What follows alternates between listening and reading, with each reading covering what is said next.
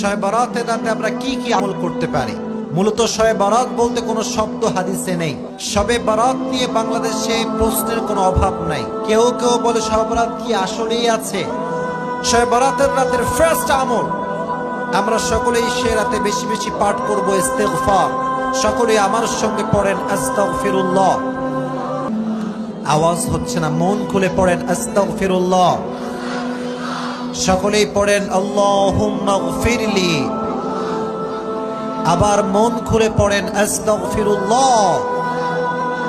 এক নাম্বার আমল শবে বরাতের রাতে। দুই নাম্বার, শবে বরাতের রাতে আমরা কবর জিয়ারত করব। কি জিয়ারত করব?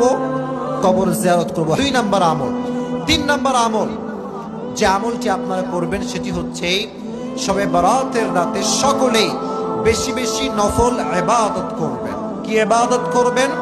নফল ইবাদত। যেমন আপনি সাদাকা দিতে পারেন, রাস্তাঘাটে গরিব দুঃখীদেরকে দান করার দরকারটা আছে না নাই?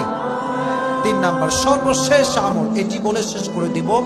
শবে বরাতের যে রাত, এই রাত হওয়ার পরের দিনে আমরা নফল রোজা রাখা ট্রাই করব। রাজি আছেন তো ইনশাআল্লাহ?